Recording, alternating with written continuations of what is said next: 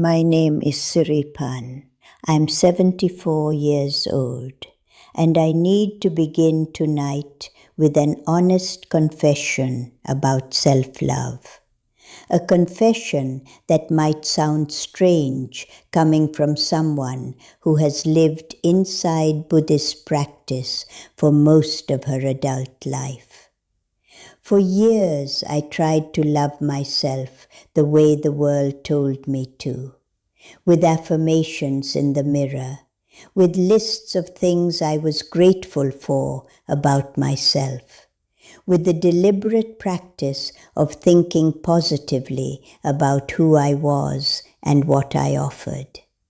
I tried to force self-love into existence through sheer intention and repetition, and it didn't work. Not because self-love is impossible, but because I was trying to build something real on a foundation of performance. I was trying to feel something I had decided I should feel, rather than allowing something true to emerge from what was actually there. And the forcing, the constant effortful trying to feel differently about myself than I genuinely did, was itself a form of self-rejection. It said, implicitly but clearly, that who I actually was in this moment was not okay. That I needed to be convinced that genuine self-love was not natural or available, but had to be manufactured. And in manufacturing it, I moved further from it. The Buddhist approach to self-love is completely different, and the difference changes everything. Buddhism does not ask you to decide to love yourself and then practice that decision until it becomes real. It asks you to look clearly at what you actually are and discover that what you find there, when you see it without distortion, when you meet it without the accumulated stories about why it is inadequate, is already worthy of love. Not because you have made it worthy, not because you have fixed it or improved it or convinced yourself of its value, but because the worthiness was always there, under the stories, under the wounds, under the conditioning that taught you to see yourself through a lens that was never accurate. The Buddhist practice of self-love is the practice of removing what blocks the seeing, not adding anything, removing. And what you find when the blocking is removed is not a perfect self that you can finally love. It is a real self, a human self, imperfect and complete in the way that all living things are imperfect and complete. And that real self, truly seen without the distortion of accumulated self-judgment, is something that love arises toward naturally, without forcing, without effort, the way warmth arises naturally toward anyone you see clearly and honestly in their full humanity. I want to tell you how I discovered this, because the discovery was not peaceful. It did not come through a meditation retreat or a moment of inspired insight. It came through an afternoon of sitting with my own self-judgment without running from it for the first time in my life. I was 61 years old, and I had been carrying a particular judgment about myself for decades, a belief about who I was that was deeply unflattering, that I had rehearsed so many times it had become invisible, the kind of belief you stop noticing because it has been there so long it has become part of the furniture. And on that afternoon, something made me stop and actually look at it. Not to argue with it, not to replace it with something more positive, just to look at it honestly and ask, is this true? Is this actually, fully, completely true about who I am? And in the looking, something unexpected happened. The belief, which had seemed so solid and so obviously accurate for so long, began to show its seams. I began to see where it came from. The specific moments in childhood where someone said something that lodged. The particular interpretation a child made of an experience she didn't have the tools to understand differently. The way that interpretation had been reinforced over years, not because it was true, but because once a belief becomes part of your self-concept, you unconsciously collect evidence for it and discard evidence against.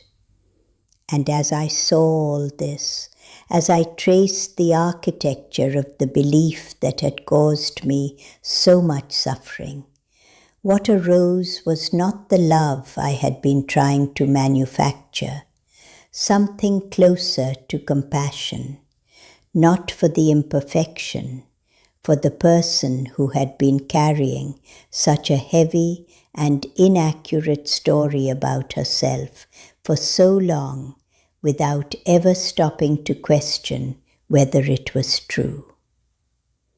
If something in what I'm describing is finding its way to something in you, some carried story that you have also never quite stopped to question, stay with me, because what I want to share next is not theory, it is the actual practice. The one that allows something genuine to emerge rather than something forced. And if this space is giving you something you can return to, come back when you need it. Because this practice is not done once. It is the work of a lifetime. And having a place to return to is part of what makes it possible. The first principle of the Buddhist approach to self-love without forcing is this: meet what is actually there, rather than what you think should be there. Most approaches to self-love begin with the desired destination. I want to feel good about myself. I want to feel confident and worthy and at peace with who I am. And they work backward from that destination, trying to build a path between where you are and where you have decided you should be. But Buddhism begins differently. It begins with where you are. Not where you should be, not where you want to be, where you actually are. With what you actually feel, with the honest, unedited, unperformed truth of your experience of yourself right now. This sounds simple. It is not. Because where you actually are is almost always uncomfortable. The honest truth about how you feel about yourself, for most people, contains things that are painful to see. The specific ways you judge yourself, the particular beliefs about your inadequacy, the familiar shame around certain aspects of your history or your character or your choices, and the almost universal human response to this discomfort is to move away from it, to replace it with something more acceptable, with an affirmation, with a positive reframe, with the performance of self-love over the reality of self-judgment. But Buddhism says, don't move away, move toward. Stay with what is actually there. Feel it fully. Not to punish yourself with it, to understand it, to see it clearly enough that it can begin to change on its own terms, which is the only way real change happens. The second principle is what Buddhism calls seeing without adding. Your experience of yourself in any moment is the actual experience plus everything you add to it. The stories, the meanings, the interpretations, the comparisons to how you should be and how others seem to be, the judgments about the judgments, the shame about the shame, the self-criticism for being self-critical. This layering is what makes ordinary self-dissatisfaction into genuine suffering. The original feeling is there. The layers you add to it create the prison. And the practice is to see the original feeling without the layers. To notice the moment of self-judgment arising and to stop before you add the story about what that judgment means, the shame about having it, the comparison to people who seem not to struggle this way, the self-criticism for not being further along. To see just the judgment itself, plain, bare, without the extras. And when you see it that way, something interesting happens.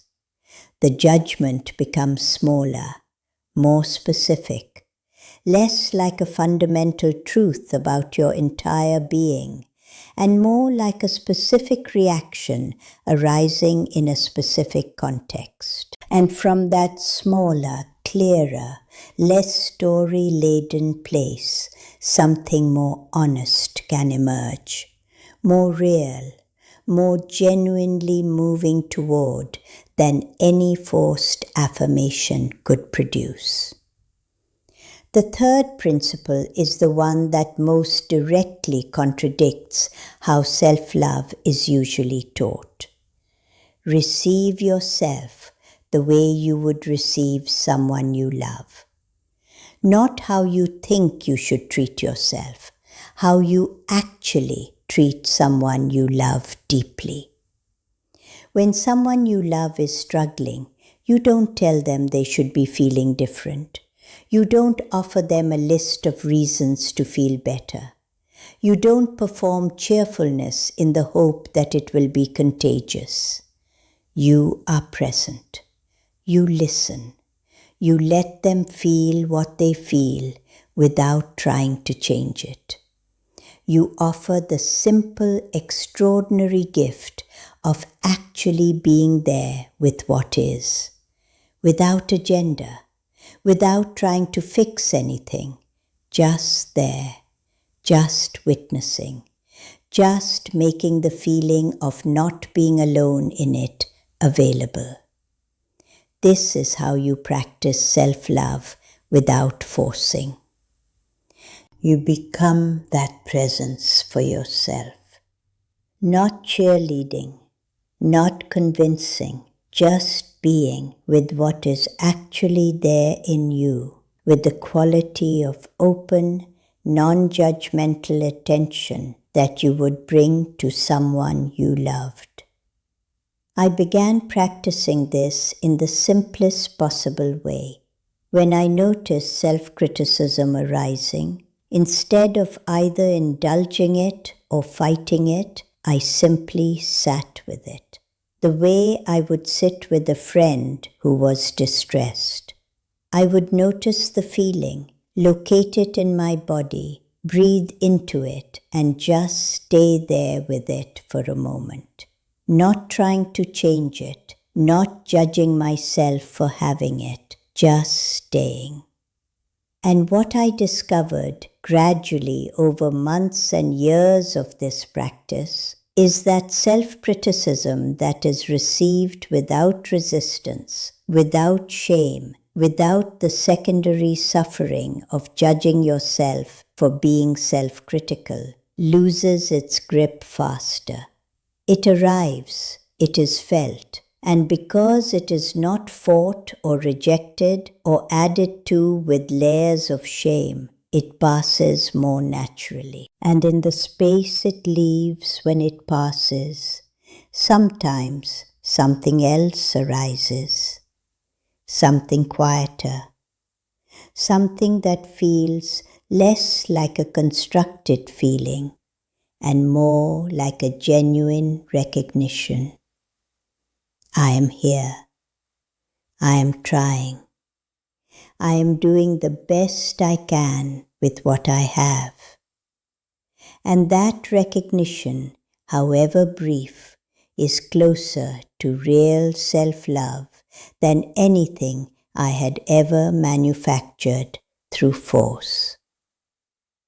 The fourth principle addresses the relationship between self-love and self-improvement. Because one of the things that makes genuine self-love feel dangerous to many people is the belief that accepting yourself as you are means stopping the effort to grow. That if you really loved yourself, you would stop trying to change. But this confuses two very different kinds of change. There is change that arises from rejection, from the belief that who you are right now is not okay and must be made different before it deserves acceptance. And there is change that arises from love, from the recognition that you already deserve the best version of what you can become, and that becoming it is an act of care rather than an act of correction. The first kind of change is always running from something. The second kind is always moving toward something. And only the second kind produces genuine, lasting transformation. Because change driven by self-rejection tends to create the very patterns it is trying to escape. The self-criticism that drives the effort to improve keeps the belief in one's own inadequacy alive and well. Whereas change that arises from genuine care for oneself, from the desire to become more of what one actually is at one's best, is sustainable, is joyful, is oriented towards something real rather than driven by fear of something unacceptable. The fifth principle is the oldest in the Buddhist tradition, and perhaps the most radical in its implications for self-love. You are not fixed. The self that you judge, criticize, and have decided is not quite lovable is not a fixed, permanent, unchanging entity. It is a process, a dynamic, flowing, constantly shifting stream of experiences and responses and patterns and habits, many of which have been here for a long time and feel solid and real and true, but none of which are as solid and fixed as they seem. The Buddhist teaching of impermanence applies here as much as anywhere. The belief about yourself that has caused you the most suffering is not a permanent feature of what you are. It is a pattern, a very old and very practiced pattern, but a pattern nonetheless. And patterns can be seen, can be understood, can be, through the quality of attention you bring to them, allowed to loosen and change. Not through force, through seeing. through the gentle, patient, sustained seeing that Buddhism calls mindfulness, and that has nothing to do with forcing and everything to do with meeting what is there with clarity and compassion, and the understanding that seeing alone is already the beginning of change. My name is Siripan. I'm 74 years old. I live in a small temple where self-love is not a practice separate from any other practice. It is the ground beneath every practice. The quality of non-rejecting presence that makes any genuine investigation of one's own mind and heart possible. Without it, all the meditation in the world is just another form of self-improvement attempted from a foundation of self-rejection.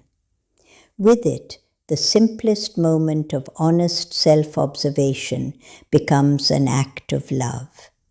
Not because you manufactured love for what you found, but because you brought the quality of presence that love actually is to what was there. And in that bringing, in that meeting of what is actually there, with the quality of genuine open attention, something that was closed begins to open. Something that was defended begins to relax. Something that was performing begins to be. And that being, that simple, honest, unperforming being, is what the Buddhist tradition has always understood to be the beginning, the middle, and the end of real self-love. Not something you arrive at, something you practice. Not something you manufacture, something you allow. And it is available to you right now, in this moment, without adding anything, without fixing anything, without forcing anything at all. Tell me in the comments, what is the story about yourself that you carry most heavily? Not the whole story, the core of it, the belief at the center. Because naming it is often the first honest act of love toward the part of you that has been living under its weight.